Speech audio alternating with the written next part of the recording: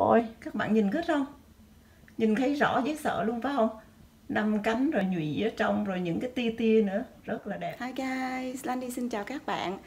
Trong video lần này Lani sẽ chia sẻ với các bạn nuôi dưỡng một cái cây cẩm cù này làm sao để cho nó ra hoa nè.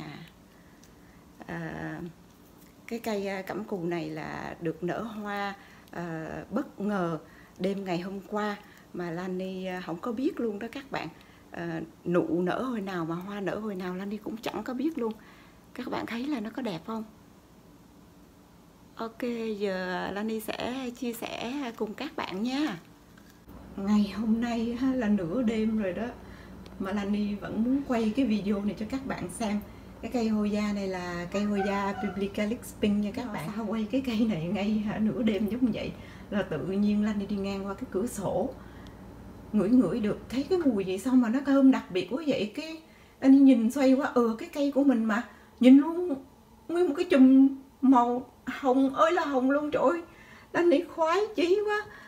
Nó mọc nụ mà nó nở hoa hồi nào không biết luôn các bạn ơi. Phải đem cái cây này xuống đây quay cho các bạn xem để mà chia sẻ cùng Lani cái niềm vui này.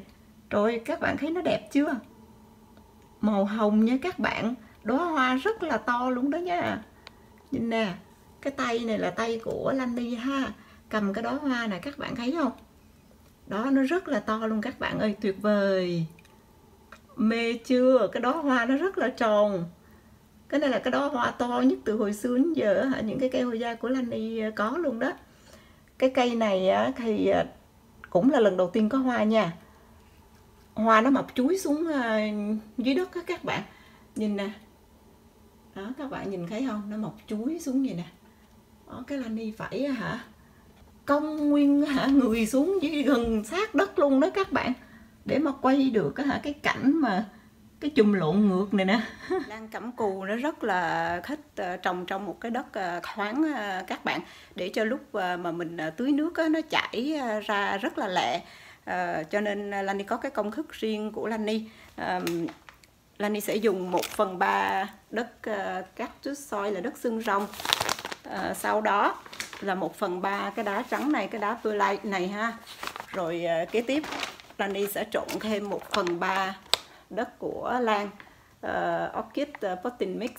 3 cái thành phần này Lani trộn lại thì nó sẽ ra được cái đất của Hoya giống vậy nè các bạn. Các bạn nhìn kỹ nha. Đây, nhìn nó rất là thoáng nha các bạn. Cái công thức này Lani đa số là trồng những cái cây Hoya của mình ở trong đó thì Lani thấy nó rất là tốt và nước chảy rất là lẹ, cho nên Lani cứ dùng cái công thức này tiếp thôi. Bây giờ mình nói đến nước. Lani trồng cái cây Hoya này ở trong một cái chậu plastic 4 pouce, và cái chậu nó có những cái lỗ thoát nước ở phía dưới. Cái chậu này nó nhỏ cho nên đất mau khô các bạn, nên mình tưới nước 1 tuần 1 lần, và tưới cho nước nó thoát ra khỏi ngoài cái chậu thì mình nên ngưng. Các bạn có thấy những cái rễ này không? Nó đã mọc ra ngoài khỏi những cái lỗ của cái chậu rồi. Thì cái này là mình gọi là root bound đó các bạn. Thì có nghĩa là cái cây của mình nó có một bộ rễ rất là tốt nha các bạn.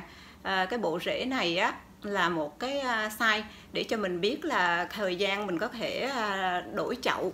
Những các bạn nào mà thích đổi chậu đó thì các bạn hãy chọn một cái chậu bự hơn cái chậu này, độ 1 inch thôi nha. Đừng có lớn hơn, tại vì nếu mà lớn hơn thì mình phải bỏ thêm nhiều đất, mà bỏ nhiều đất thì mình sẽ tưới nước nhiều hơn thì mình sẽ có cơ hội làm rễ bị úng. Cho nên mình đừng có ham hố mà đổi cái chậu cho quá to. Và Lani nghĩ rằng là không có nên đổi chậu, tại vì cái này là một cái trick, là một cái mẹo của các bạn. Cây Hoya nó thích sống ở trong những cái chỗ rất là chật và nhỏ, vậy nó mới dễ kích thích được mình có hoa. Cho nên Lani phải giữ tiếp trong những cái chậu nhỏ vậy để mà mình có được những cái chùm hoa đẹp để ngắm nha các bạn. Kế tiếp là mình sẽ nói đến ánh đèn, ánh sáng. mình có thể dùng ánh sáng tự nhiên giống như là ánh sáng của mặt trời, ánh sáng ban ngày. Lani thường hay để những cái cây Hoya của mình ngay chỗ những cái phía cửa sổ, bên phía mặt trời mọc và mặt trời lặn ha. Hai cái phía đó rất là tốt cho những cái cây Hoya. Lúc mà mình có nhiều ánh sáng thì cái cây Hoya mình nó sẽ dễ ra hoa hơn nè. Và những cái nhà nào mà thiếu cửa sổ, thiếu ánh sáng thì mình có thể thêm ánh đèn LED, chẳng hạn giống như là những cái bóng đèn LED giống vậy nè. Lani đôi lúc cũng có cung cấp thêm. Thì cái set này là 4 bóng, Lani mua ở Amazon khoảng 35-40 đô. Cái bóng của nó là cái tia ánh sáng màu trắng, cho nên cũng dễ nhìn lắm, nó không có bị đau mắt nha các bạn. Nó không có như là những cái bóng mà có màu hồng xanh xanh rồi vậy thì Lani không có thích cái đó, cũng có thử qua rồi. Lani thích cái bóng màu trắng hơn. Sau khi các bạn mua xong cái bóng đèn á, các bạn phải cần mua thêm một cái clip này để bỏ cái bóng đèn vào. Thì cái clip này Lani chọn cái loại mà có hai bên thì bỏ được hai cái bóng đèn. Cái clip này rất là tiện lợi, tại vì các bạn có thể clip ngay chỗ nào mà các bạn thích. Lani clip trực tiếp ngay chỗ cái rắc mà để cây luôn. Và nó có một cái con tắc nha các bạn. Cái con tắc này á, là mỗi cái con tắc là một cái bóng đèn, cho nên rất là tiện. Mình thích dùng cái bóng nào thì mình bật cái bên đó. Lani thì bật luôn cả hai cái. Vậy nó mới sáng ở cái khu vực này. Tại cái khu vực này á, của Lani á, là một cái tường ở đằng phía sau, các bạn thấy không, nó đâu có cửa sổ đâu, cho nên lúc mà xế chiều á, thì nó lại tối. Cho nên cung cấp thêm cái bóng đèn LED này thì để cho nó đủ ánh sáng. Và Lani sẽ dùng cái ánh sáng này độ minimum là 6 tiếng một ngày. Cái ánh sáng này nó rất là sáng luôn đó các bạn. Cái điểm cuối cùng mà Lani muốn share với các bạn cho cái cây Hoya là cái độ ẩm nha các bạn. Những cái cây Hoya này nó thích độ ẩm cao. Thì các bạn biết không, cẩm cù mà, nó sống ở trong rừng. Thì ở ban ngày nó ấm áp, ban đêm nó hơi lạnh lạnh. Và nó ở trong rừng thì nó có độ ẩm rất là cao. Cho nên Lani giữ cái độ ẩm khoảng độ 50-60%. Lani ít khi mà cho thêm, nhưng mà nếu mà tốt hơn thì có thể 70-80%. Nhưng mà hãy cẩn thận nha các bạn. Tại vì lúc mà mình lên cái độ ẩm quá cao giống như vậy đó, thì đôi lúc tường hay là nhà mình bị hư, có thể có bị nấm ở trong tường, cho nên cũng không có tốt lắm. Mình phải cẩn thận. Còn nhà nào mà thiếu độ ẩm giống như là nhà Lani nè, Lani ở bên một cái xứ lạnh, mình nuôi cẩm cù ở trong nhà mà, cho nên xứ lạnh thì mình phải bật sưởi. Lani rất là sợ lạnh luôn các bạn ơi, không thiếu sưởi được đâu, chết luôn á. Cho nên mình phải cung cấp thêm cái độ ẩm, tại vì nhà nó khô quá, bỏ sưởi là nó có tình trạng khô rang khô rốc, và cho nên nó sẽ không có tụ được những cái nụ hoa này, rồi những cái lá con nó cũng rơi rụng luôn các bạn ơi. Cho nên mình nuôi cây mà nó cứ rớt lá hoài thì cây nó đâu có lớn đâu các bạn. Đó, cho nên Lani có một cái máy để phun hơi để giúp những cái hoa nè, những cái nụ này nó tụ ha, với những cái lá con nó tụ để nó có cơ hội nó phát triển tốt hơn. Cái máy đó là một cái máy phun nước, cái máy humidifier cho cây. Lani muốn cho các bạn xem cái máy humidifier của mình luôn. Cái máy trắng này là cái máy giúp cung cấp độ ẩm thêm cho những cái cây Hoya của Lani. Cũng dễ sử dụng. Các bạn bấm nút on lên là nó lên liền, thấy không các bạn? Rất là nhanh lẹ luôn, nó phun rất là cao. Các bạn có thể nhìn thấy. Cái máy này nó có 3 cái setup, phun nhẹ, phun vừa, phun to, tùy các bạn thích. Và nó có luôn một cái setup là 2 tiếng, 4 tiếng, 6 tiếng. Các bạn sau khi setup rồi đó, thì nó cứ chạy cho tới khi nào mà nó hết nước á. Các bạn đừng có lo, nó sẽ không bị cháy máy đâu, tại vì cái máy này nó sẽ tự động tắt lúc mà hết nước, cho nên khỏe rè, khỏi cần phải lo âu gì hết đó các bạn ơi.